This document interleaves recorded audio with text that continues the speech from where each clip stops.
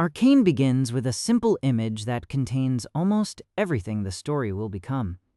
Two children walk through the ruins of a bridge, while smoke hides the city around them. Powder is still young enough to need Vi's hand, and Vi is still young enough to believe that strength can protect the people she loves. Around them, Piltover and the Undercity have already fought a battle that neither side truly understands in the same way. For the people above, it is an outbreak of disorder that must be controlled.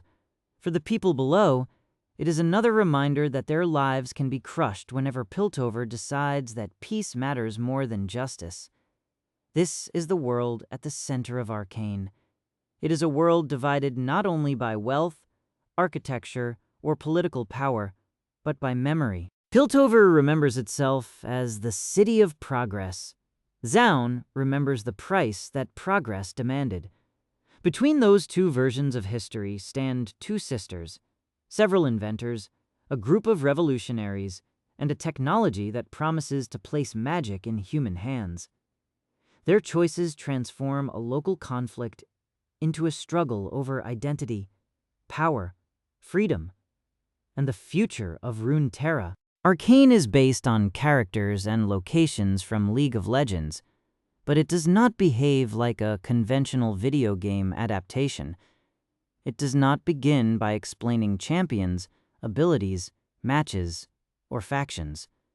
Instead, it takes familiar figures from the game and rebuilds them as people whose legendary identities emerge slowly from trauma, ambition, love, and failure.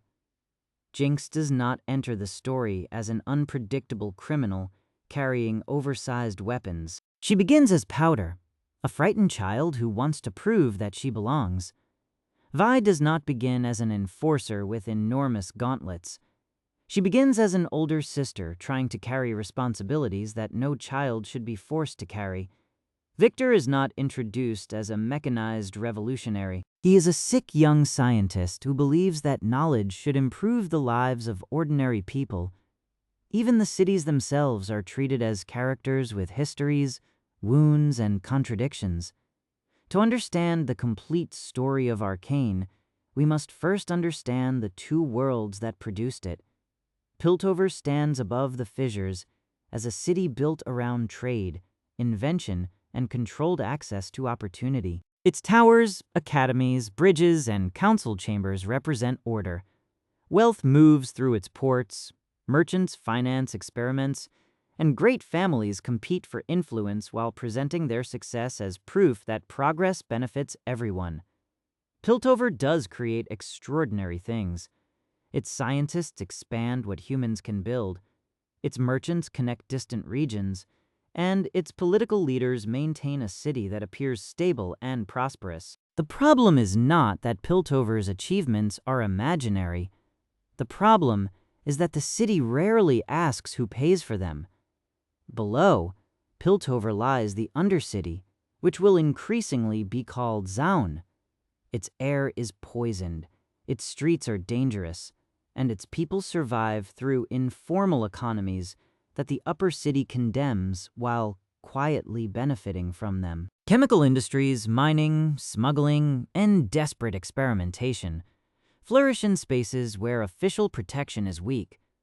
The Undercity is treated as a source of labor and a problem to be managed. Enforcers descend when Piltover wants control, but the council offers little meaningful representation to the people who live there. The separation between the cities is therefore political before it becomes physical. Piltover possesses institutions. The Undercity possesses communities. Piltover can turn its desires into laws. Zaun must turn its needs into resistance. Years before the main story, that resistance erupts on the bridge. Vander and Silco are among the people who dream of freeing the Undercity from Piltover. They begin as brothers in purpose, connected by a belief that Zaun deserves independence. Yet their understanding of revolution is different. Vander discovers the human cost of open war. After seeing bodies on the bridge and finding Vi and Powder beside their dead parents, He chooses protection over escalation. Silco interprets that choice as surrender. Their conflict becomes personal. Vander tries to drown Silco in the polluted water, leaving a scar across his face and destroying the trust between them. Vander later carries guilt for the betrayal, but Silco builds his identity around it. The experience teaches him that weakness is not merely physical. To him, weakness means allowing love, fear, or conscience to stop you from doing what history demands. He will spend years trying to become the kind of man who can never be betrayed in the same way again. Vander takes control of the lanes and creates a fragile arrangement with Piltover's Sheriff Grayson. It is not freedom, and it is not equality. It is a compromise designed to keep the Undercity alive. Vander becomes a father to Vi, Powder, Milo, and Claggor.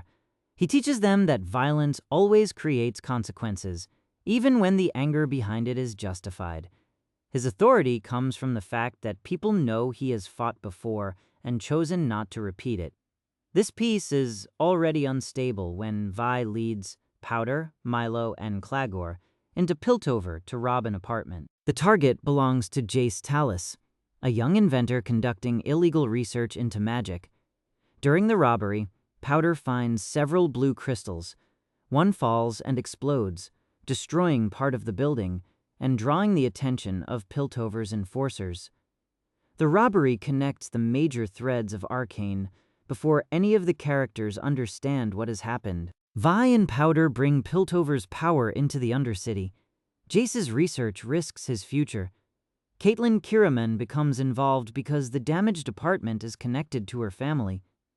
The crystals reveal that magic can be stored, studied, and perhaps controlled. Most importantly, the explosion proves that a single invention can transform the balance between the cities. Jayce believes that magic should not remain a mysterious force available only to rare individuals. As a child, he and his mother were saved by a mage who used a rune to transport them out of a deadly storm. The experience gives him a lifelong obsession. He does not want to worship magic. He wants to understand it, reproduce it, and make it useful. Piltover considers this research dangerous. The city remembers magical catastrophes from the history of Runeterra, and Heimerdinger has lived long enough to understand how quickly ambition can become disaster. As one of Piltover's founders and the head of its academy, he warns Jayce that some powers should not be placed in human hands. His fear is sincere, but it also reveals one of his greatest limitations. He sees time from the perspective of a Yordle who can live for centuries. Human beings like Viktor do not have centuries. Viktor enters Jayce's story when the young inventor is close to losing everything. Born in the Undercity, Viktor has reached Piltover through intelligence and relentless work. Yet, he remains physically fragile and socially separate from the elite around him. He recognizes the potential in Jayce's notes. Together, they discover how to stabilize the crystals through runic combinations, creating Hextech. Their partnership begins with a shared ideal. Jayce brings confidence, access, and the emotional conviction that magic can save lives. Viktor brings discipline, precision, and a personal understanding of the people who need progress most. When their experiment succeeds, Hextech is not merely a scientific discovery. It is a declaration that the rules of the world can be rewritten. At the same time, Piltover's investigation places Vander's family in danger. Vi intends to surrender so the enforcers will stop punishing the Undercity. Vander refuses to let her carry that burden. He offers himself instead, accepting that the peace he built may require his sacrifice. Silco chooses this moment to return. During his years away, he has created Shimmer with the help of Singed. Shimmer is a chemical enhancement that can increase strength, accelerate healing, and alter the body, but its effects are unstable and addictive. Where Hextech represents Piltover's dream of controlled progress, Shimmer represents Zaun's desperate answer. It is power created in toxic conditions by people who cannot wait for permission. Silco captures Vander and kills Grayson. Vi, Milo, and Clagor attempt a rescue while Powder is told to remain behind. This decision strikes directly at Powder's deepest fear. She already believes she is weaker than the others. Milo constantly reminds her that her inventions fail. Vi tries to protect her, but protection can feel like rejection to a child who measures her worth by whether she is useful. Powder follows them and brings a mechanical monkey containing one of Jayce's crystals. For the first time, her invention works exactly as intended.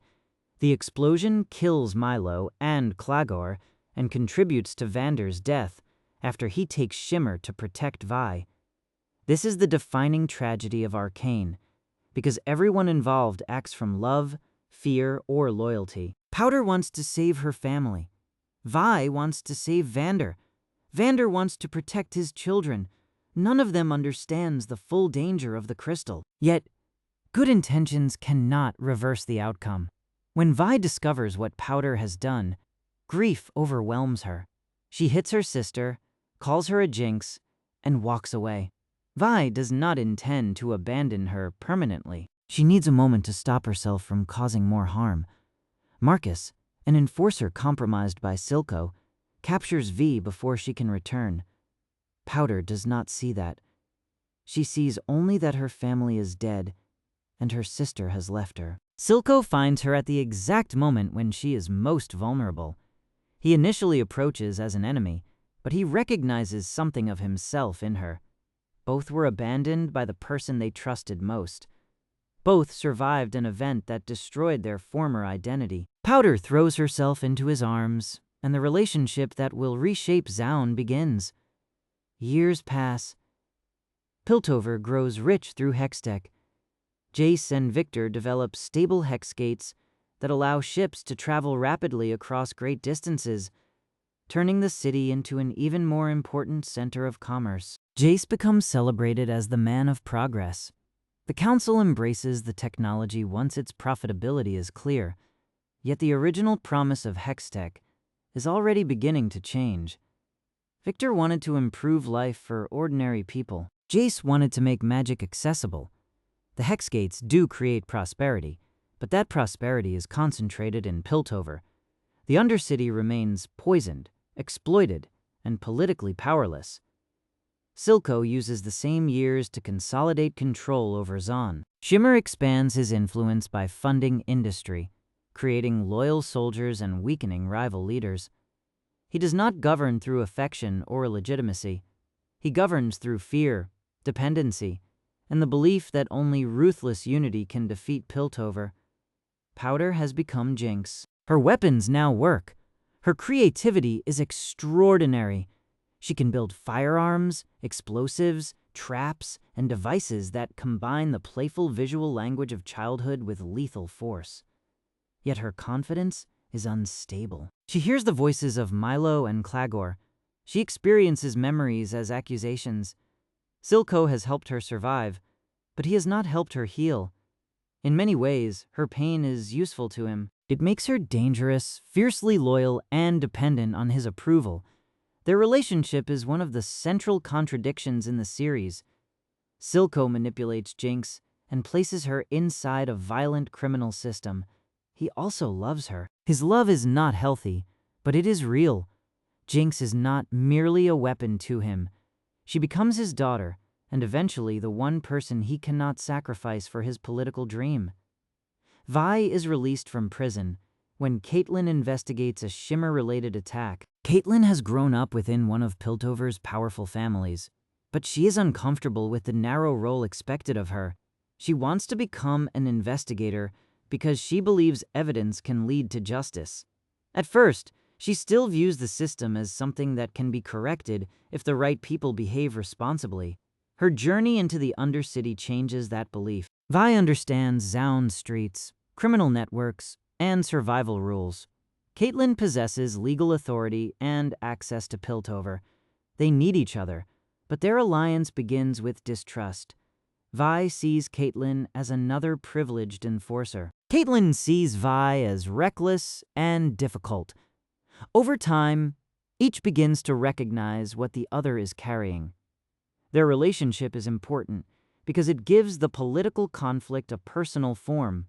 Caitlyn cannot continue thinking of the Undercity as an abstract problem once she loves someone shaped by it. Vi cannot treat every person from Piltover as identical, once Caitlyn repeatedly risks herself to help. The search for Silco leads them toward Jinx. Vi believes that Powder can still be recovered, while Jinx fears that Vi has replaced her with Caitlyn. Every meeting between the sisters becomes a struggle between memory and identity. Vi speaks to the child she lost. Jinx needs Vi to accept the person who survived. Ekko represents a different response to the same childhood trauma. He grew up beside Vi and Powder in the Undercity, but after Vander's fall, he builds the Firelights, a resistance group that fights Silco's Shimmer network. Their home is organized around a living tree, shared responsibility, and the possibility of a future not defined by either Piltover or Silco. Where Silco believes Zaun must become harder than its oppressor, Ekko tries to preserve the humanity that oppression threatens to erase. He is not naive. The Firelights fight, steal, and sabotage. However, their violence serves a community rather than an empire. The confrontation between Ekko and Jinx on the bridge compresses their entire history into a few minutes. They briefly return to the rhythm of a childhood game. Ekko remembers how Powder used to move, and Jinx recreates the gestures of the girl she was. He wins because he understands her pattern. Then he hesitates because he can still see Powder beneath Jinx. That hesitation almost kills him. Meanwhile, Viktor's health is collapsing. The success of Hextech has not solved the problem that mattered most to him. He remains trapped inside a failing body. His experiments with the Hex Core create a system that appears capable of adapting biological matter. The discovery offers hope, but it also responds to desire in ways neither Viktor nor Jayce fully understands. Viktor uses Shimmer to survive the process and allows the Hex Core to transform his body. When his assistant Sky attempts to save him, the Hex Core consumes her. Viktor realizes that progress without restraint has reproduced the same logic he once opposed. A person has become material for an experiment. His response is to ask Jayce to destroy the Hex Core. Jayce promises, but their political and personal problems are now entangled. Jayce has entered the council and discovered that scientific influence depends on compromise. To protect Hextech, he makes deals with powerful families. To prepare for conflict, he develops weapons. Each choice appears temporary and necessary, yet together they move him farther from the inventor he intended to become. Jayce eventually joins Vi in attacking a Shimmer facility. Armed with the Mercury Hammer and Hextech gauntlets, they demonstrate how easily tools designed for industry can become instruments of war. The assault succeeds tactically, but Jayce accidentally kills a child working in the factory. The death forces him to see what political language had hidden. A war between Piltover and Zaun will not remain a conflict between leaders or soldiers.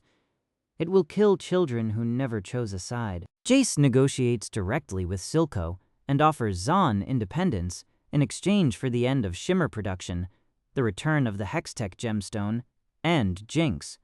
For Silco, this is the victory he has pursued for years. Piltover is willing to recognize Zaun, yet the agreement requires him to surrender his daughter. The revolutionary who taught himself to sacrifice everything discovers that there is one thing he cannot sacrifice. Jinx brings Vi, Caitlyn, and Silco together for a final dinner. The scene is not a rational negotiation. It is Jinx attempting to force the people she loves to define her identity. She creates two chairs labeled Powder and Jinx, as though one answer could separate the past from the present.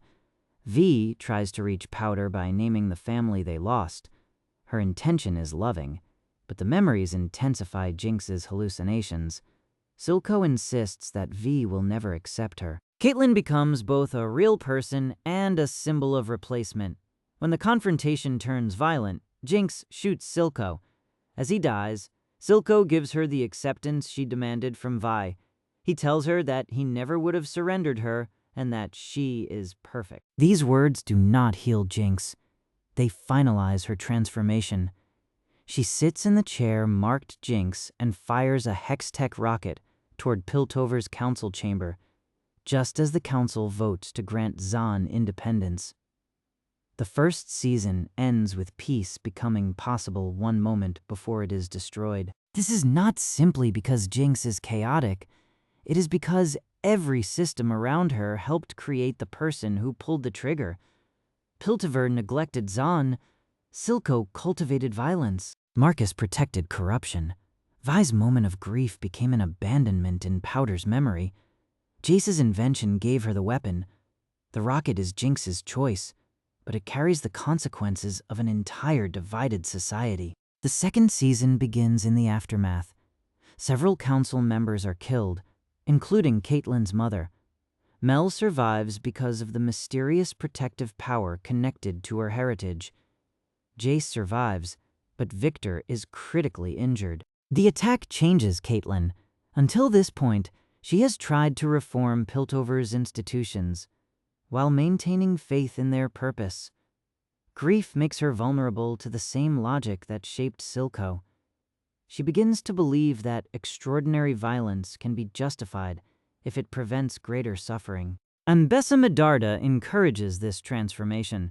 Ambessa is a Noxian warlord, Mel's mother, and a political strategist who interprets weakness as an invitation to be controlled.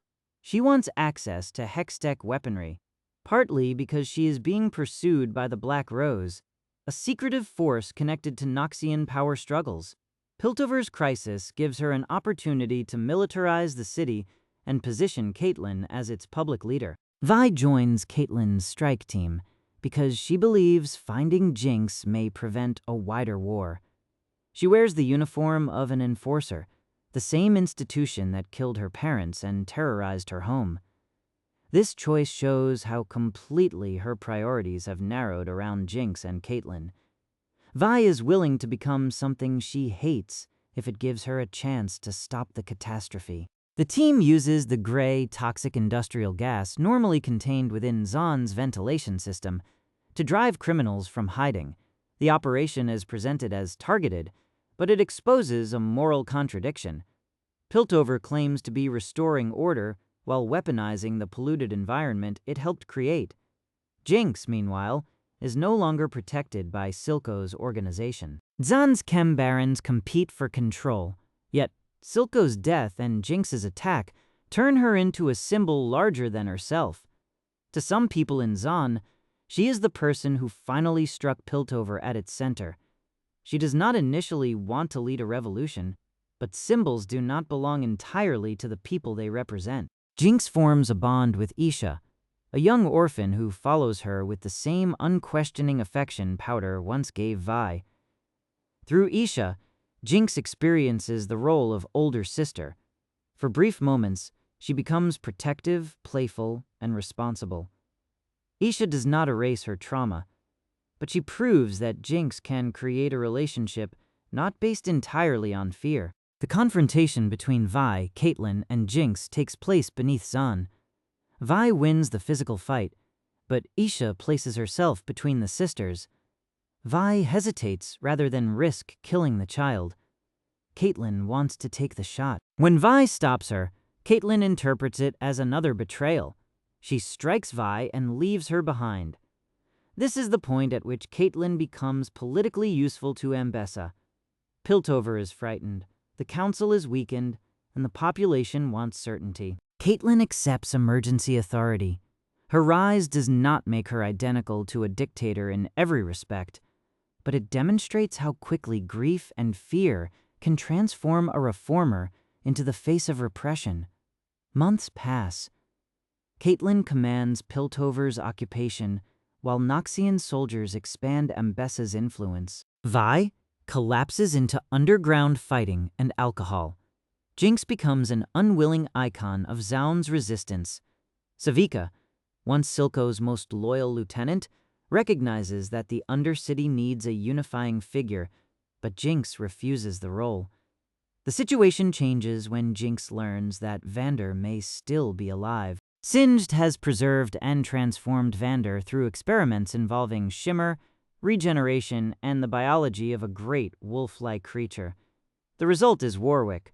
Although Arcane presents his identity before fully establishing the legendary form known from the game, Vander's memories survive in fragments beneath rage and conditioning. Jinx frees prisoners and later brings V to search for him. The sisters begin from hostility, but the search forces them to cooperate. When they encounter Warwick, violence gives way to recognition. Vander responds to the girls he once raised. For a brief period, the broken family is together again. Their hope leads them to Viktor.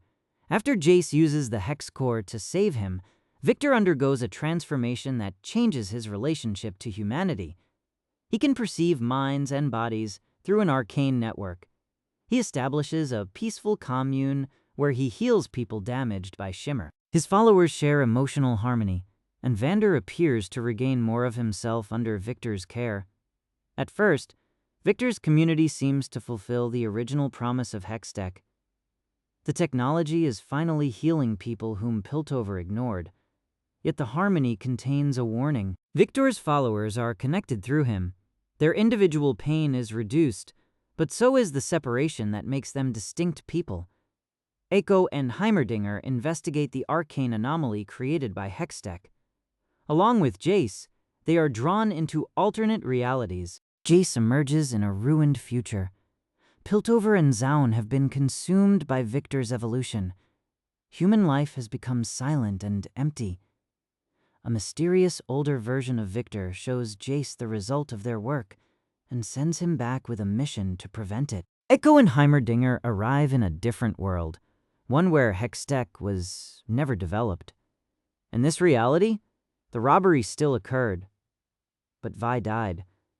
The tragedy prevented Jayce's invention from transforming Piltover. Powder grew into a stable and creative young woman. Silco and Vander reconciled. The Undercity appears healthier, and the conflict between the cities has taken a less destructive path. This alternate world does not prove that every problem was caused by Hextech. Inequality existed before the crystals. Vander and Silco had already fought. Vi's death is also a terrible cost hidden beneath the apparent peace. However, the reality shows what Powder could have become in a world where trauma did not repeatedly define her. Ekko's time with this version of Powder is one of the story's most painful possibilities. He sees the intelligence and warmth that survived inside Jinx, but never had space to grow. Together they developed the Zero Drive, a device capable of reversing time by several seconds. Heimerdinger sacrifices himself to send Ekko home. His choice completes his personal arc. He began as a leader who warned others to wait because he believed time was abundant. He ends by giving his own time so a human being can return to a world that may still be saved. Jayce returns to Viktor's commune, convinced that Viktor must be stopped. He attacks Viktor, causing the connected community to collapse. Vander loses the stability Viktor had given him. Noxian forces attack. During the battle, Isha overloads Jinx's weapon and sacrifices herself in an attempt to stop Warwick. Isha's death destroys the future Jinx had briefly begun to imagine. Jinx once survived the death of her family by becoming someone harder. Now she has become the older sister who could not save a child. The symmetry is devastating. She finally understands Vi's position from the night Vander died. Viktor survives through Singed's intervention, but his view of humanity changes. He concludes that emotion and individual desire inevitably produce suffering. His dream of healing becomes a plan to eliminate the contradictions of human existence through what he calls glorious evolution.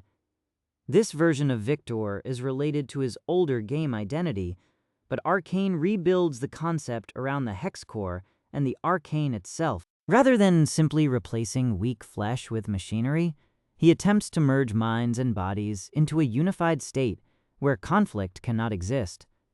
The result is peace without meaningful freedom.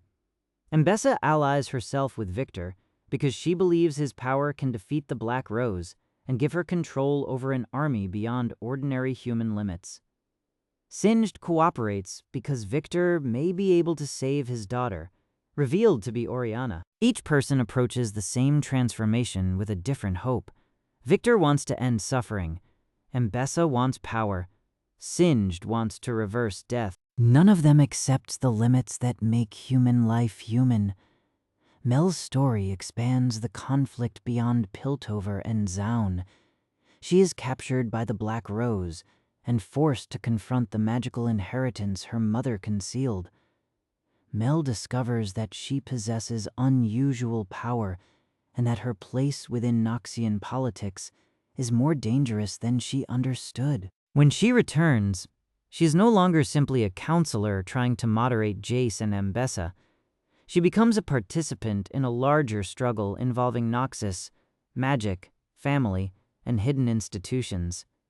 Caitlyn also begins to break from Mbessa. Her grief remains real, but she recognizes that Mbessa has exploited it. Caitlyn helps Vi free Jinx, though Jinx has lost the will to fight. Vi still believes her sister can choose another path, but Jinx interprets herself as the source of everyone's suffering. Jinx locks Vi in the cell and leaves. Her intention is to end the cycle by removing herself from it. She prepares to die, convinced that the people she loves will be safer without her. Ekko arrives and repeatedly uses the Zero Drive to stop her. Each attempt gives him only a few seconds, but those seconds are enough to challenge the certainty of her despair. Ekko is uniquely able to reach Jinx because he has seen the person Powder could have become. He does not tell her that the alternate Powder is more real than she is. He shows her that another choice remains possible even now. Piltover and Zaun face Viktor's forces together. This alliance does not erase their history. Zaun has every reason to distrust Piltover, yet Viktor's plan threatens all individual life, while Mbessa's army threatens to place both cities under external control. Savika joins Piltover's defenders. The Firelights fight beside enforcers. Jinx arrives in a transformed airship with Zaun's fighters. Her entrance is not a simple redemption that cancels her crimes. It is a choice to act for people rather than against herself. The final battle brings each major conflict to its conclusion. Caitlyn confronts Mbessa and sacrifices an eye during the struggle. Mel uses her powers and the Black Rose's influence to defeat her mother. Mbessa dies after recognizing the strength Mel has developed, though that strength does not take the form Mbessa intended. Singed survives, as he often does, because his loyalty has never belonged to a city, a cause, or a moral code. His work succeeds in restoring Oriana in some form. The achievement embodies the darkest side of Arcane's theme of progress. Love motivates him, but love without ethical restraint leaves countless victims behind. Vi and Jinx battle Warwick. Vander's remaining humanity appears to be almost completely consumed after Viktor's transformation. The creature falls with Jinx, and Vi tries to hold her. Jinx releases herself and appears to die in the explosion below. The series leaves evidence that she may have escaped. Earlier, Caitlyn studies the structure of the Hexgate and notices ventilation passages. A brief streak moving away from the explosion resembles Jinx's shimmer-enhanced speed. The final image of an airship recalls Powder's childhood wish to ride in one. Arcane does not explicitly show Jinx alive, but the visual language strongly suggests that she may have survived and chosen to leave the cycle behind. Jayce reaches Viktor at the center of the Arcane transformation. Physical force cannot defeat him because the conflict was never truly about which inventor possessed the stronger weapon. Jayce shows Viktor the ruined future and the memory of their partnership. The mysterious mage who saved Jayce as a child is revealed to be a future version of Viktor. Across multiple timelines, Viktor gave Jayce different runes, searching for the one sequence of events in which Jayce could stop him. The rune from Jayce's childhood becomes the final connection that allows them to understand each other. Viktor realizes that perfection creates emptiness. Humanity's flaws produce pain, but they also produce love, choice, creativity, and meaning. Jayce does not promise to cure Viktor's weakness or erase his mistakes. He accepts him as he is. Together, they disappear within the Arcane, ending the immediate threat. This conclusion transforms their entire story. Jayce and Viktor began by believing that technology could overcome the limits of human life. They end by recognizing that limits cannot simply be removed without changing the meaning of life itself. Ekko is left with the cost of saving his world. He helped stop Viktor, but he cannot remain in the peaceful reality where Powder loved him. His victory is not a reward. It is a decision to protect an imperfect world rather than escape into a better one. Vi survives and remains with Caitlyn. Their final scene is quiet because their future is no longer defined by an immediate battle. Caitlyn asks whether Vi is still in the fight. Vi answers that she is the dirt under Caitlyn's nails.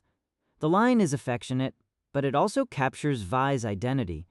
She is difficult to remove, shaped by the Undercity, and unwilling to disappear simply because the world has changed. The political future of the cities remains unresolved. Savika receives a seat on Piltover's council, giving Zaun a form of representation that did not exist before. The other councillors appear uncomfortable, which is important. Arcane does not pretend that one seat repairs generations of exploitation. It shows a beginning rather than a completed piece.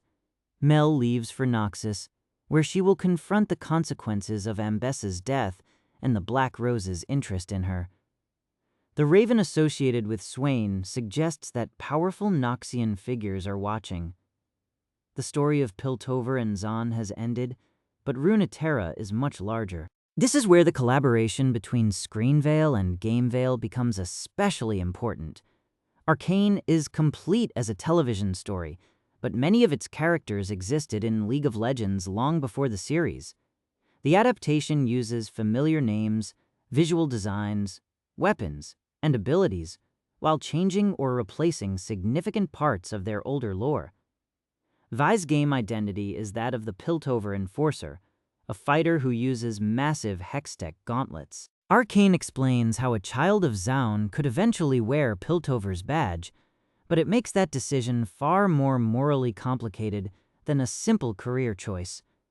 Her gauntlets begin as mining equipment developed through Jayce and Viktor's work.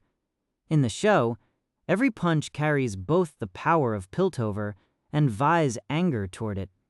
Jinx's game identity is built around chaos, weapons, and destructive excitement. Arcane preserves the minigun, rocket launcher, explosives, blue hair, and unpredictable energy.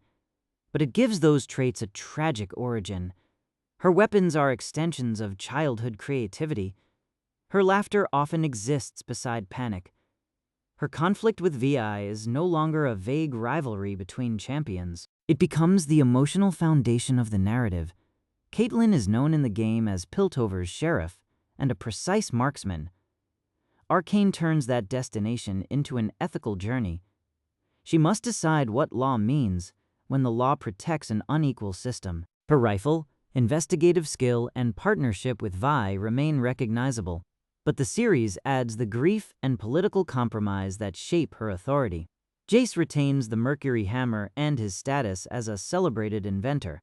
However, Arcane makes his public image a burden. He repeatedly discovers that scientific power cannot be separated from politics. In the game, his confidence can appear heroic or arrogant. In Arcane, both interpretations are true at different moments. Viktor receives one of the largest reinterpretations. His older League identity emphasized mechanical evolution and the replacement of fragile flesh. Arcane replaces a straightforward machine revolution with a magical and biological transformation through the Hex core. The phrase glorious evolution remains central, but its meaning becomes broader. Viktor is not only changing bodies, he is attempting to solve human conflict by changing the conditions of consciousness. Ekko keeps his identity as the boy who shattered time and eventually creates the Zero Drive. Arcane delays the achievement until the final act, allowing the invention to emerge from an alternate powder's intelligence, Heimerdinger's sacrifice, and Ekko's refusal to abandon Jinx. The ability to reverse a few seconds becomes emotionally meaningful because he first uses it not to win a fight, but to save a life. Heimerdinger is visually and intellectually close to his game counterpart, but Arcane gives him a stronger moral arc. His caution is reasonable because he remembers magical destruction. His failure comes from applying the patience of an immortal being to people who are suffering now. His time in Zaun teaches him that responsible leadership requires participation, not only warnings. Singed remains one of Zaun's most dangerous scientists. His experiments connect Shimmer, Warwick, Viktor, and Oriana. Arcane makes his motivation personal through his daughter, but it never allows that motivation to excuse his actions. He is a warning that devotion can become monstrous when every other life is treated as material. Warwick's connection to Vander had been suggested to players through voice lines and thematic details before Arcane confirmed the relationship within its version of the story. The series turns Warwick into the physical remains of a father whose identity is repeatedly used by other people. Silco used Vander's defeat to build an empire. Singed uses his body to pursue scientific breakthroughs. Viktor uses his mind as proof that healing is possible. Vi and Jinx see him as a chance to recover their family. Ambessa entered League of Legends after appearing in Arcane, reversing the usual direction of adaptation. Instead of the show rebuilding an existing champion, the game absorbed a character created for the series. This demonstrates how Arcane has influenced the wider universe, rather than merely borrowing from it. Oriana's reveal creates another bridge. Her traditional lore has changed over the years, but she is generally associated with a transition from a human girl into a mechanical body. Arcane connects that transformation to Singed's daughter and his lifelong experiments. The final result is intentionally brief, leaving room for future stories to explain how much of her former identity remains. The question of canon is complicated because League of Legends lore has been revised many times. Champion biographies, short stories, games, cinematics, and regional histories have not always aligned perfectly. Riot announced an effort to create a more unified Runeterra, in which major future storytelling would follow shared foundations. Arcane, therefore, functions as a central version of the origins of Piltover and Zaun's champions. But not every older text or game detail can be placed beside it without contradiction. The safest way to understand the relationship is to treat Arcane as the defining modern account of these characters for future narrative development, while recognizing that League gameplay is not a literal record of events. A match can place enemies and allies together, repeat deaths, and combine champions from different eras. The game expresses character fantasies. The story explains who those characters are. Several familiar game elements are still absent or incomplete. Blitzcrank, traditionally associated with Viktor, does not receive a completed origin in the series. Camille, whose family is deeply connected to Piltover's power and Hextech history in older lore, does not appear. Zac, Twitch, Dr. Mundo Seraphine, Renata Glask, and other champions connected to Piltover or Zaun are not central to Arcane's story. Their absence does not necessarily remove them from the future universe.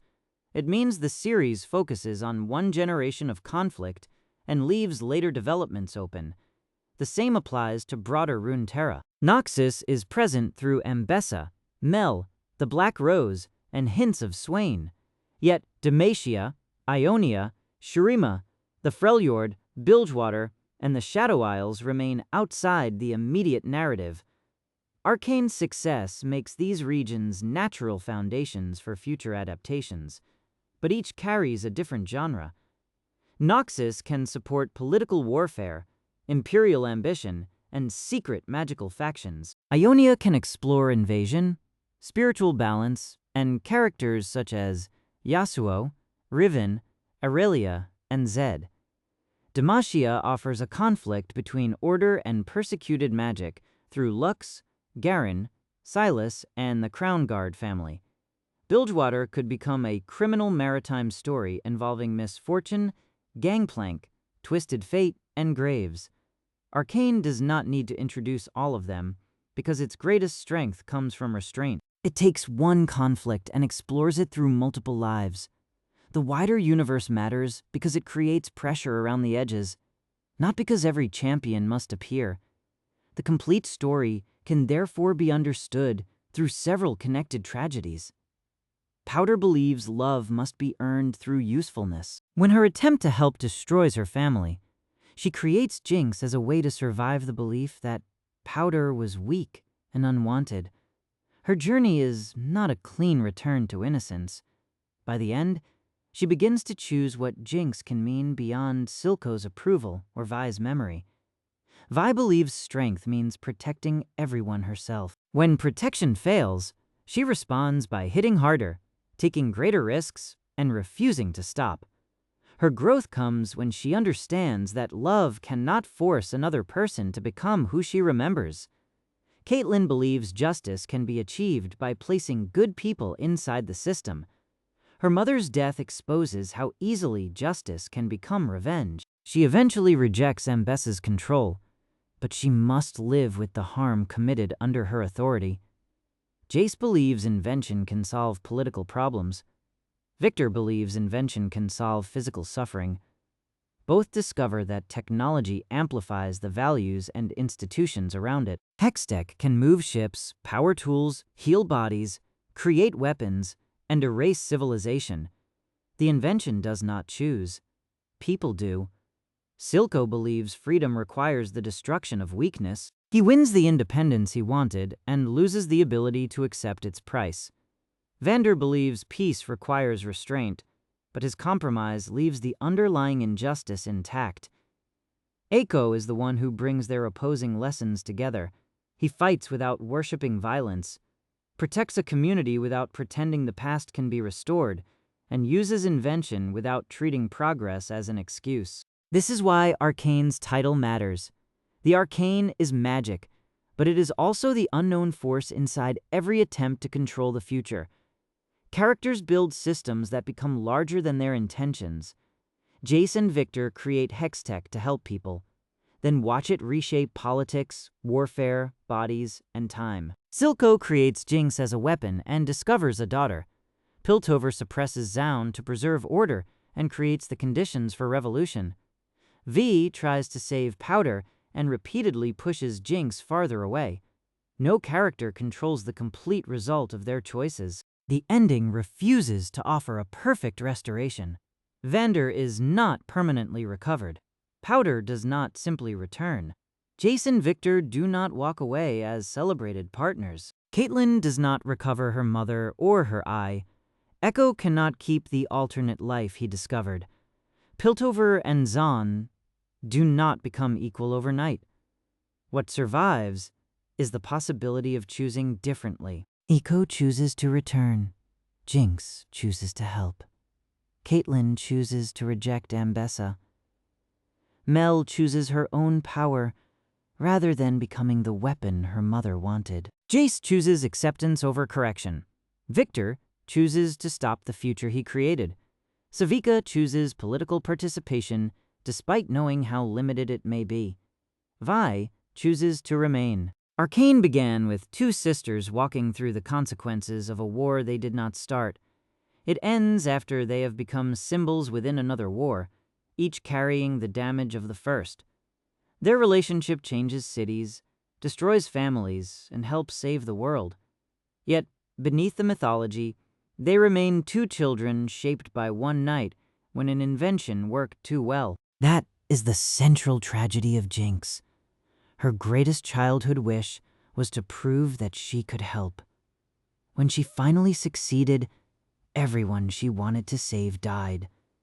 It is also the source of her final possibility. If she survived the explosion, she may finally be living outside the identities other people imposed on her. Not Powder as Vi remembers her, not Jinx as Silco defined her, not a revolutionary symbol for Zaun, not a criminal target for Piltover. For the first time, she may be free to discover who she is when no one else is choosing the chair. Arcane transforms League of Legends lore by treating champions not as fixed icons, but as destinations. Every weapon has a history. Every costume represents a compromise. Every ability emerges from a relationship, an experiment, or a wound. Vi's gauntlets carry the dream of Hextech and the violence of Piltover. Jinx's rocket carries childhood imagination and political rage. Ekko's zero drive carries the memory of a better powder. Viktor's evolution carries the hope of a dying man and the danger of a perfect solution. Caitlyn's rifle carries both law and revenge. Jayce's hammer can build a future, or destroy the people it was meant to protect. This is why the story belongs naturally to both Screen Veil and Game Veil. For Screen Veil, Arcane is a complete television tragedy about family, class, grief, and the seduction of progress. It's visual storytelling, parallel character arcs, music, editing, and symbolic design turn familiar genre material into something emotionally precise. For Game Veil, it is the foundation of a much larger universe. It explains the origins of champions, redefines the relationship between Piltover and Zaun, introduces Noxian conflicts, and creates pathways toward future stories across Runeterra. The series ends, but the world does not. Mel travels toward Noxus. The Black Rose remains active. Swain's influence may be watching from a distance. Oriana has awakened. Singed remains free. Piltover and Zaun must decide whether their alliance was temporary or the beginning of a new political order. Caitlyn and Vi must build a life inside a city that still carries the structures that separated them. Ekko must continue protecting a community after seeing exactly how beautiful another life could have been. And somewhere beyond the city, an airship crosses the sky. Perhaps Jinx is aboard. Perhaps the image exists only to preserve uncertainty. Either way, it fulfills a memory from the beginning of the story. Powder once looked upward and imagined leaving the Undercity behind.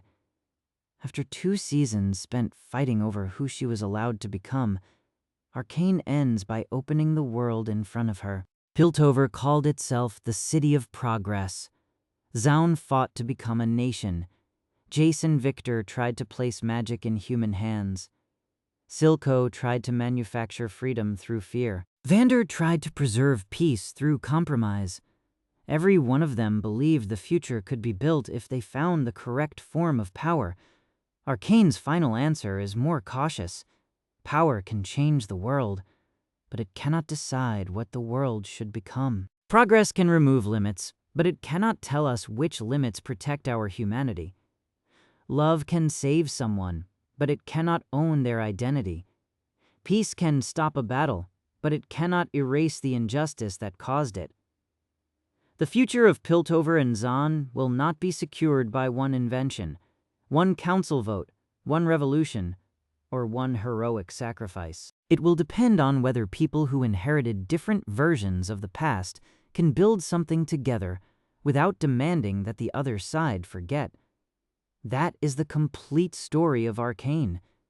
It is the story of 2 cities that shared one foundation but refused to share one future. It is the story of 2 inventors who tried to cure human weakness and nearly erased humanity. It is the story of leaders who discovered that causes become personal when sacrifice has a face. Above all, it is the story of 2 sisters who loved each other deeply, hurt each other repeatedly, and changed the world while trying to find a way back home. There is another reason Arcane feels larger than a conventional origin story.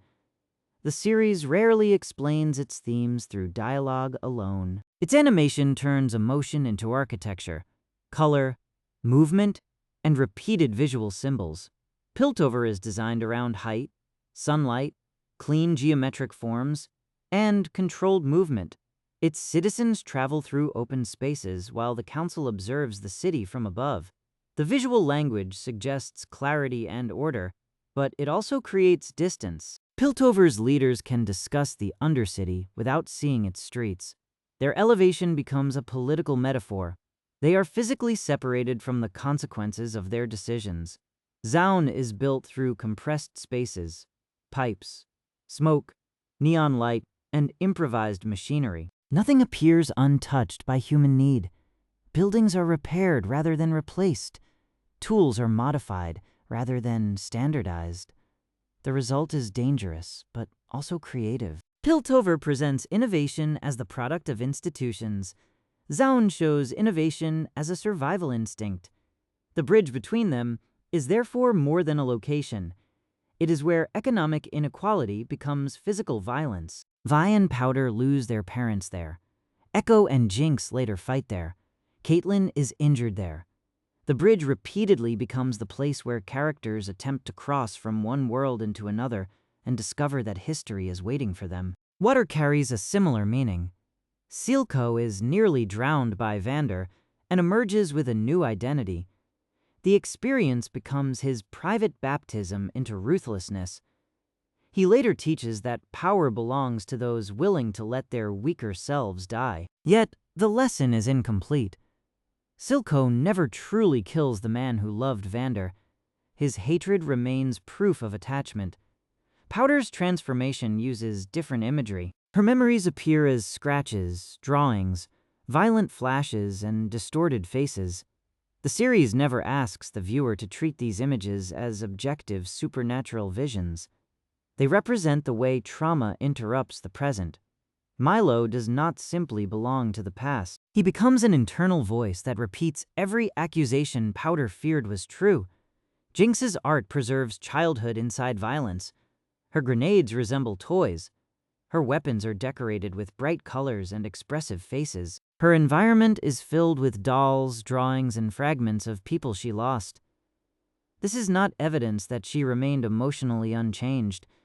It shows that her development was built around an unresolved childhood, rather than allowed to move beyond it. Vi responds to trauma through the body. When she is unable to solve a problem, she fights. Her fists allow her to turn grief into action, but they also prevent her from recognizing situations where force cannot restore what was lost. The visual weight of her gauntlets makes this contradiction obvious. They give her enormous power while making her movements less delicate. She can break walls, but she cannot force Powder to return.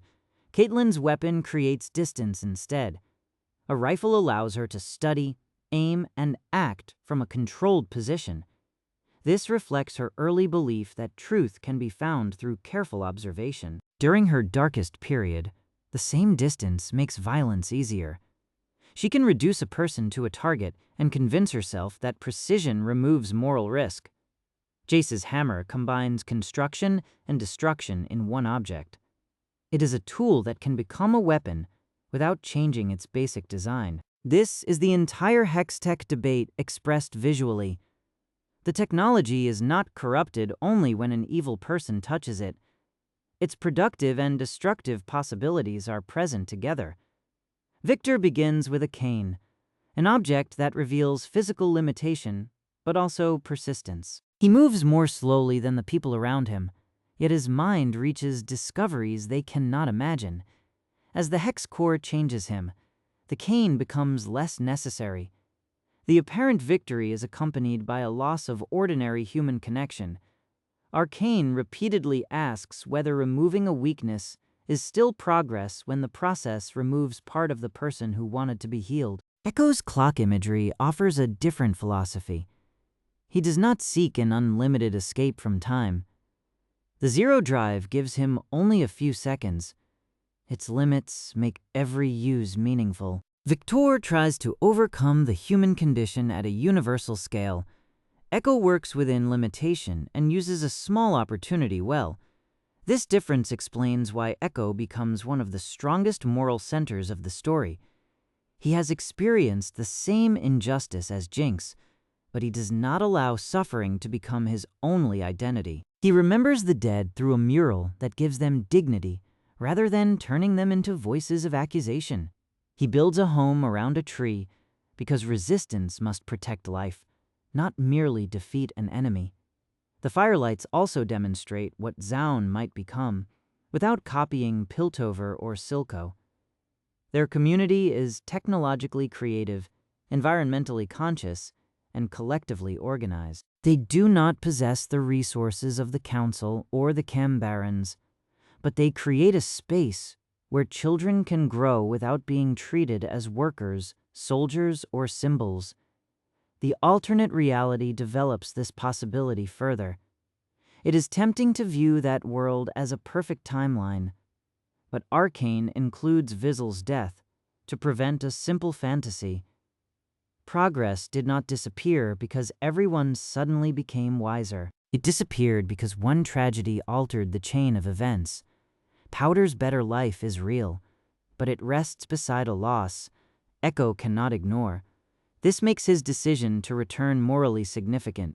Remaining would give him personal happiness, perhaps more happiness than his original world can ever offer. Returning means accepting responsibility for people who may never know what he sacrificed. The dance between Ekko and Powder slows the rhythm of the series and changes its visual texture. For a brief period, the animation evokes a handmade, memory-like quality.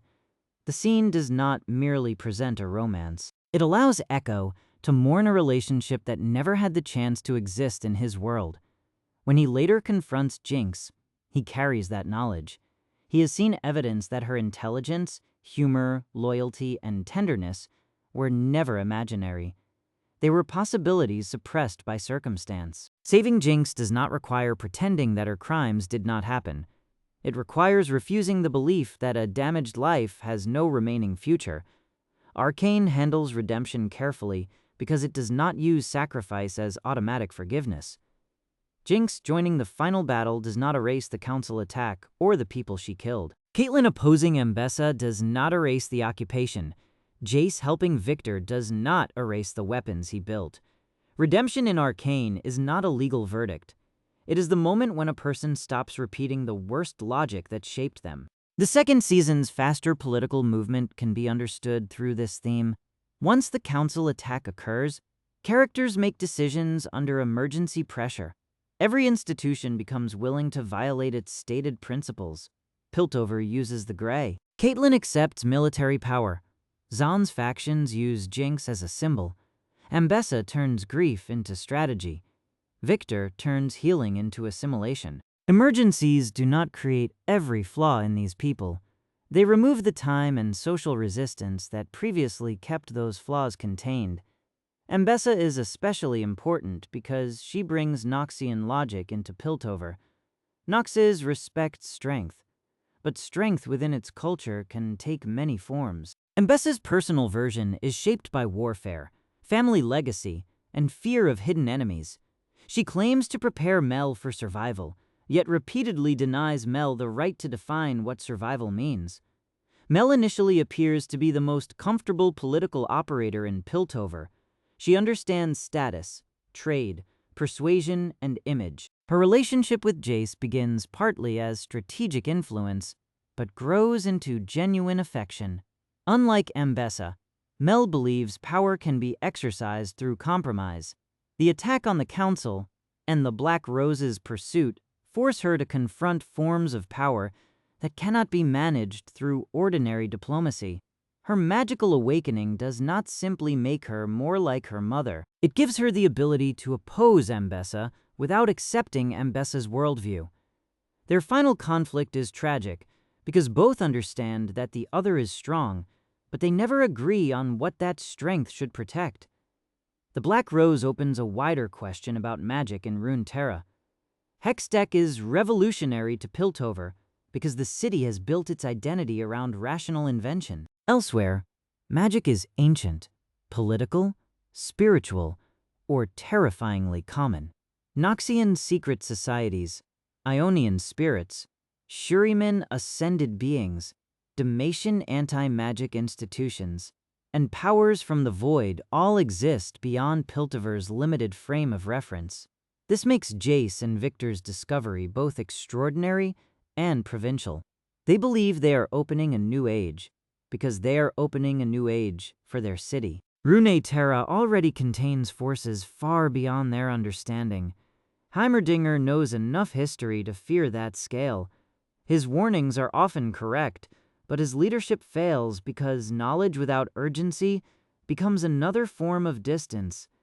He can identify the possibility of catastrophe while overlooking the ongoing catastrophe of life in Zaun. His removal from the council is therefore not simply an injustice committed against a wise founder. It is also the consequence of a leader who allowed stability to become more important than adaptation. Time with Ekko changes him, because Ekko does not debate suffering as an abstract future risk. He builds practical solutions in the present. Singed is the opposite. He acts with complete urgency and almost no ethical boundary. His daughter's condition becomes the justification for every experiment. He can observe pain with scientific clarity while refusing to treat the subject's experience as morally relevant. His survival at the end is unsettling, because Arcane does not distribute consequences according to dramatic fairness. Vander, Sky, Isha, Jayce, Viktor, and Ambessa pay enormous prices. Singed achieves his central objective. The story permits this imbalance because real systems often reward the person willing to externalize every cost. Oriana's awakening is therefore not a simple happy ending for a father. It is a question. What remains of the daughter he wanted to save?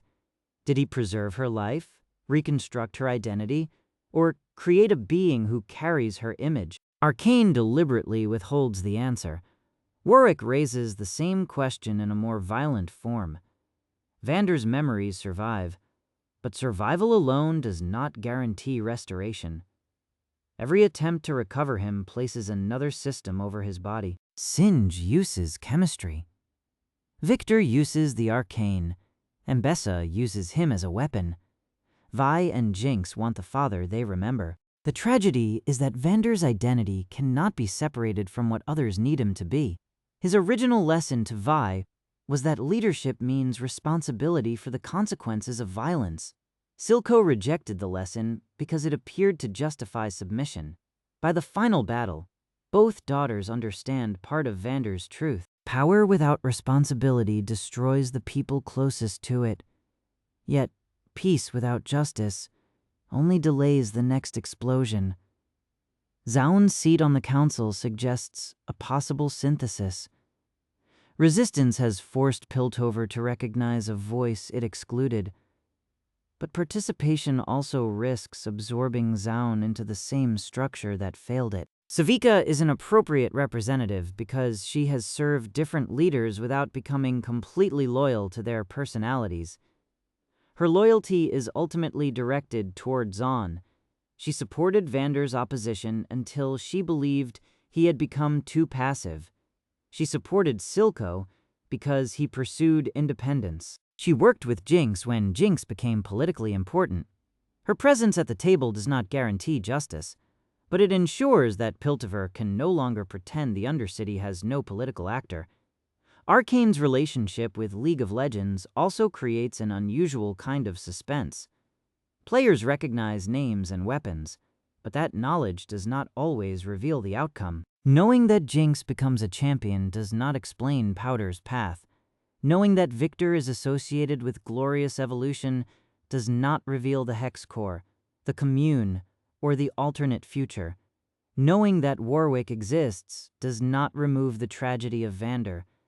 The adaptation uses familiarity as dramatic irony. Viewers may know where a character appears to be heading, while the character still believes another future is possible. At times, Arcane deliberately challenges those expectations. Caitlyn loses an eye, even though her familiar game design traditionally emphasizes both eyes and precise vision. Jayce and Viktor disappear, rather than remaining in their ordinary champion forms. Heimerdinger may die in the alternate reality. Ambessa dies despite becoming playable. Jinx may leave the cities entirely. These choices demonstrate that gameplay status does not guarantee narrative safety. Champions are recurring pieces of the game. but Arcane treats them as people inside a story where irreversible consequences matter. It is also important to distinguish thematic comparison from exact continuity. Older biographies may describe inventions, family histories, or political events differently. Camille's relationship to Hextech is one example of a subject that future stories may need to revise. Seraphine's background depends on a later version of Piltover and Zaun. Blitzcrank's creation has traditionally been tied to Viktor. Arcane does not address every inconsistency because its goal is not to display a completed encyclopedia. It establishes a foundation. That foundation contains several clear principles. Piltover and Zaun are inseparable cities with unequal power. Hextech emerges through Jayce and Viktor. Shimmer is developed through Singed and Silco's network. Vi and Jinx are sisters raised by Vander. Caitlyn's political identity is shaped by the conflict. Ekko becomes a time-manipulating inventor through the Zero Drive. Viktor's evolution is connected to the arcane rather than ordinary machinery alone. Future stories can build around those pillars while adjusting details that belong to older versions of the lore. The final Raven deserves attention because ravens in League imagery are strongly associated with Swain, the Noxian leader who can gather information through demonic birds. The shot is not a formal introduction, and the series does not name him. However, it functions as a deliberate signal that the events in Piltover have been observed by larger powers. Noxus would have many reasons to care. Hextech changed global trade. Ambessa died in Piltover. Mel possesses rare magical abilities. The Black Rose intervened directly. A conflict that began in 2 neighboring cities now affects imperial politics. Mel's departure is therefore one of the strongest bridges into a future series. She carries grief, political experience, magical power, and a complicated claim within Noxian society. Through her, a new story could preserve emotional continuity with Arcane while entering a region with different institutions and conflicts. Jinx's possible departure offers another route. An airship can travel anywhere. Her presence in a future story could connect audiences to a new location, though using her too heavily would risk preventing Arcane's ending from standing on its own. The most powerful continuation may be one that allows the characters of Arcane to become history. Piltover and Zaun would remember the attack, the occupation, the alliance, and the disappearance of Hextech's creators. Other regions would react to the technology and political instability. New protagonists would live inside consequences created by people they never met. This would follow Arcane's own understanding of history. Vi and Powder inherited Vander and Silco's failed revolution. Jayce inherited fear of magic from older catastrophes. Mel inherited Ambessa's enemies. Every generation believes it is beginning a new story while carrying structures created before it. The series is ultimately not against technology, magic, government, revolution, or love. It is against the fantasy that any of them becomes safe when separated from responsibility. Hextech is beautiful. The Hexgates connect societies. Viktor's healing relieves real suffering. Ekko's invention saves lives. The problem is never knowledge itself. The problem appears when knowledge is treated as proof of moral authority. Silco's revolution identifies a real injustice. The problem is not his desire for Zaun's freedom. It is his willingness to recreate exploitation within Zaun and call every victim necessary. Vander's peace saves lives. The problem is not restraint. It is allowing restraint to become permanent acceptance of inequality. Caitlyn's law can protect people. The problem is believing that legal authority makes a violent decision just. Vi's love for Powder is genuine. The problem is demanding that love restore an identity that trauma has already changed. Viktor's wish to end suffering may be the most compassionate ambition in the story. It becomes the greatest threat because he concludes that suffering can be removed by removing the separation between human beings. Arcane's answer is not that pain is good. It is that a life without choice cannot be perfected into meaning. This is why Jayce reaches Viktor through memory rather than argument. Their partnership was never valuable only because of what they invented. It was valuable because two different people chose to trust each other. When Viktor eliminates difference, he also eliminates the condition that made their bond possible. Their disappearance can be read as death, transformation, or movement beyond ordinary reality. The series leaves the mechanism unclear because the emotional conclusion matters more. They face the end together, no longer divided by the belief that one must fix the other. Jinx and Vi receive a different form of separation. Their love survives, but living together may continue the cycle in which each defines herself through saving or being saved by the other. Jinx's possible escape is painful precisely because it may be the healthiest choice available. Vi can stop chasing powder. Jinx can stop proving that she deserves to exist. The sisters do not need to stop loving each other in order to stop controlling what that love must look like. The airship ending transforms escape from abandonment into agency. Powder once experienced Vi's absence as proof that she was unwanted. If Jinx leaves now, she does so after choosing to help Vi and the cities. She is not being left behind. She is moving forward. That possibility gives the final shot its quiet power. Arcane does not conclude with a champion pose, a new weapon, or a promise of another battle. It concludes with movement beyond the frame. For a story built around fixed identities, that is the closest thing to freedom